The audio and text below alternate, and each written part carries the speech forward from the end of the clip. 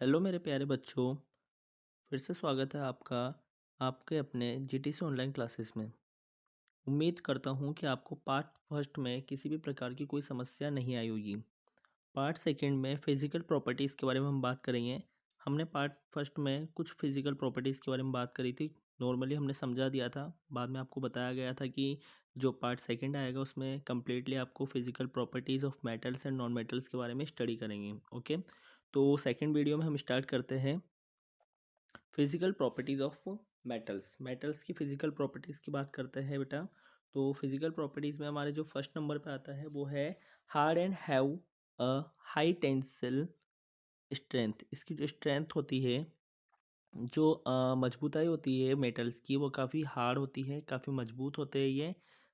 Carbon is the only metals, केवल हम carbon की बात कर रहे हैं कि कार्बन ही यहाँ पर, sorry, carbon is only non metal. जो कार्बन होता है वो ओनली नॉन मेटल होता है with very high tensile strength. Carbon एक ऐसा एक्सेप्शन होता है नॉन मेटल में जिसकी जो स्ट्रेंथ होती है वो काफ़ी पावर होती है, मतलब काफ़ी मजबूताई में वो अपने आप को शो करता है, काफ़ी मजबूत होता है वो। लेकिन जितने भी मेटल्स हैं वो सभी के सभी क्या होते हैं, हार्ड होते हैं, मजबूत होते हैं। लेकिन कार्बन भी उसी कैटेगरी में आता है या उसी नेचर को फॉलो करता है, जबकि वो एक नॉन मेटल होता है। ठीक है, वैसे ही हम सेकंड नंबर का पॉइंट देखते हैं कि solid at room temperature. Room temperature पे सॉलिड फॉर्म में होता है कौन? मेटल। ठीक है, वन नॉन मेटल ब्रोमीन। लेकिन यहाँ पे हम बात कर रहे हैं किसकी? ब्रोमीन की। जो यहाँ पे क्या होता है, लिक्विड होता है किस पे? रूम टेम्परेचर पे। तो यहाँ पे जो ब्रोमीन है वो क्या हो जाएगा? एक्सेप्शन हो जाएगा मेटल्स का। द अदर नॉन मेटल्स, अगर हम नॉन मेटल्स में बात करते हैं तो बेटा जो नॉन मेटल्स है उनमें सॉलिड फॉर्म में कौन कौन होता है? एक तो रूम टेम्परेचर पे सॉलिड फॉर्म में कार्बन होता है और एक सल्फर होता है। ये दोनों नॉन मेटल्स होते हैं, लेकिन फिर भी ये सॉलिड फॉर्म में होते हैं किसमें? रूम टेम्परेचर पे। ठीक है, थर्ड नंबर की जो प्रॉपर्टीज़ है वो कौन सी है हमारे पास में? सोनोरस।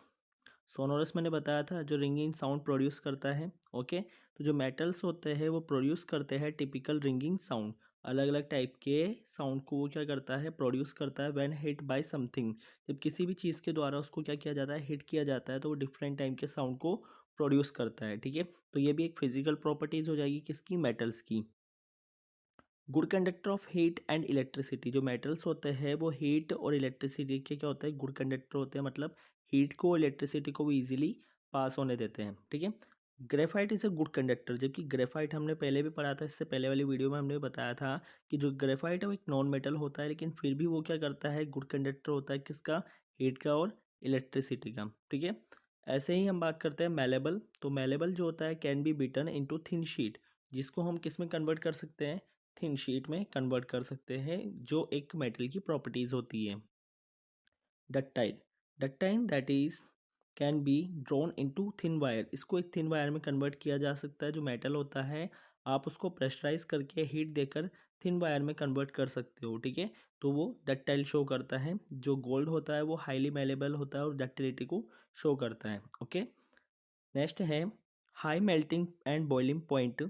जो मेटल्स होते हैं उनका मेल्टिंग पॉइंट और बॉइलिंग पॉइंट क्या होता है? बहुत ज़्यादा होता है, हाई होता है।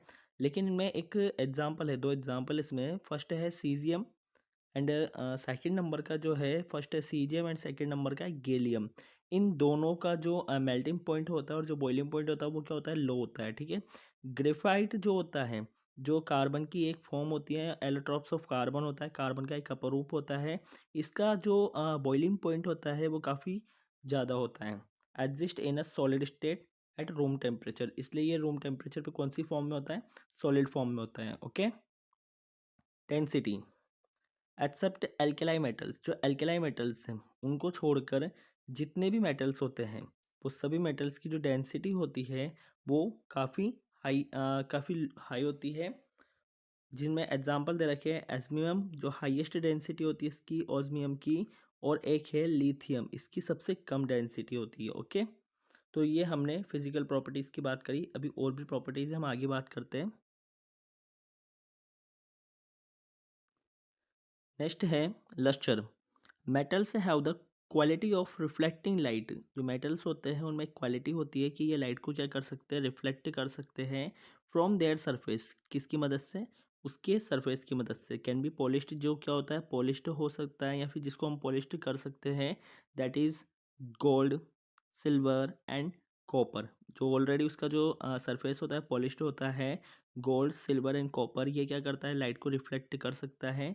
Iodine and carbon are non metal, ये दोनों क्या होते हैं, नॉन मेटल होते हैं, लेकिन फिर भी ये क्या कर सकते हैं, लस्चर्स शो करते हैं। मतलब ये इनका जो सरफेस होता है वो भी कैसा होता है, लाइट को रिफ्लेक्ट करने वाला होता है। Okay, note that carbon is lustre only in certain form. Carbon हर एक रूप में नहीं होता है, कार्बन कुछ फॉर्म होती है जिसमें वो क्या कर सकता है, लाइट को रिफ्लेक्ट कर पाता है। फॉर एग्जांपल डायमंड और ग्रेफाइट। ओके, नेक्स्ट है physical properties of non metals. उम्मीद है आपको मेटल्स की जो सारी फिजिकल प्रॉपर्टीज है वो समझ में आ गई होगी। अगर किसी बच्चे का कोई डाउट है तो वो कमेंट बॉक्स में क्वेश्चन कर सकता है। Okay, physical properties of non metal की फिजिकल प्रॉपर्टीज की हम बात करते हैं। Occurs as solid, liquid and gaseous at room temperature. यह रूम टेम्परेचर पे मेटल्स तो ओनली सॉलिड फॉर्म में होता है, ये सॉलिड में भी होता है, लिक्विड में भी होता है और गैसियस में भी होता है। ओके, जो मेटल्स होते हैं वो कौन सा नेचर शो करते हैं, मेलेबल शो करते हैं, और ये मेलेबल की जगह कौन सा नेचर शो करता है, ब्रिटल, मतलब ये फाइन पाउडर में कन्वर्ट हो जाता है। वो मेलेबल होते हैं मेटल्स, ये नॉन मेलेबल होते हैं।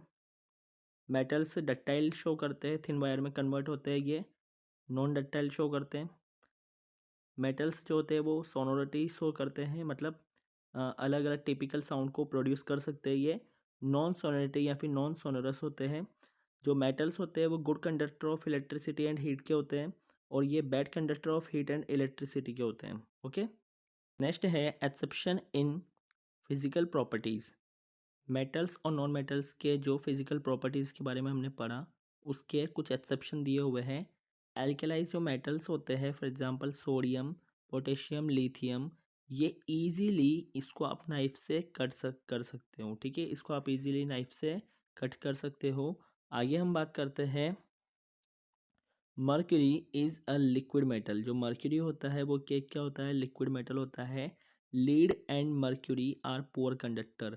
लीड और मर्क्यूरी जो होता है वो पुअर कंडक्टर होता है, किसका, हीट का। ठीक है, बाकी सब क्या होता है, गुड कंडक्टर होता है हीट के, क्योंकि ये दोनों क्या होते हैं, मेटल्स होते हैं। Okay, mercury expends significantly for the slightest change in temperature. ये हल्के से टेम्परेचर में भी काफ़ी कुछ चेंजेस कर लेते हैं। ठीक है, gallium and caesium have very low melting point.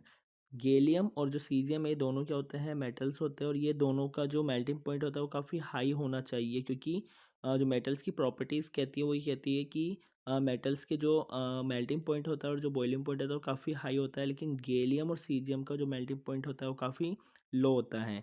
Iodine is non metal. Iodine क्या होता है, नॉन मेटल होता है, लेकिन फिर भी ये क्या शो करता है, लस्टर शो करता है। ग्रेफाइट नॉन मेटल होता है, फिर भी ये क्या करता है, इलेक्ट्रिसिटी को कंडक्ट कर सकता है। डायमंड भी नॉन मेटल होता है, लेकिन फिर भी यह हाई मेल्टिंग पॉइंट, इसका जो मेल्टिंग पॉइंट होता है वो हाई होता है, और इसका जो सरफेस होता है वो भी जो साइनीफुल होता है, मतलब लस्टरिटी ये भी शो करता है। ये भी इलेक्ट्रिसिटी को सॉरी ये भी हीट को क्या कर सकता है, कंडक्ट कर सकता है। Okay, examples of non metals के एग्जाम्पल दे रखे हैं। हाइड्रोजन, जो हाइड्रोजन होता है वो गैसियस फॉर्म में होता है। नाइट्रोजन भी गैसियस फॉर्म में होता है। ऑक्सीजन भी गैसियस फॉर्म में होता है। फ्लोरीन भी गैसियस फॉर्म में होता है। क्लोरीन भी गैसियस फॉर्म में होता है। ब्रोमीन लिक्विड फॉर्म में होता है। अब देखो, मैंने कहा कि जो नॉन मेटल्स होते हैं उसकी प्रॉपर्टीज़ में बोला था कि ये सॉलिड में भी एग्जिस्ट करते हैं, लिक्विड में भी रहते हैं ये, और सॉलिड में भी रहते हैं, मतलब ये तीनों स्टेट में रहते हैं। ठीक है, तो hydrogen, nitrogen, oxygen, fluorine, chlorine, bromine, iodine, ये आयोडीन जो होता है वो सॉलिड फॉर्म में होता है।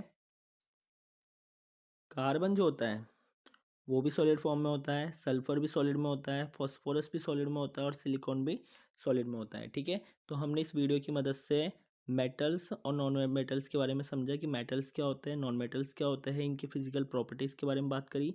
इससे पहले वाली वीडियो का जो लिंक है वो इसके डिस्क्रिप्शन में दिया हुआ है, जिन भी बच्चों ने उसको नहीं देखा उसको पूरे कम्प्लीटली वॉच कीजिए। पार्ट 3 जो है वो भी आने वाला है। ओके, तो जिन भी बच्चों ने चैनल को सब्सक्राइब नहीं किया है वो चैनल को सब्सक्राइब कीजिए, वीडियो को शेयर कीजिए, लाइक कीजिए, कमेंट कीजिए, और बेल आइकन को प्रेस कीजिए ताकि आने वाली नई वीडियो का नोटिफिकेशन आपको इजीली मिल सके। ओके, थैंक यू बेटा।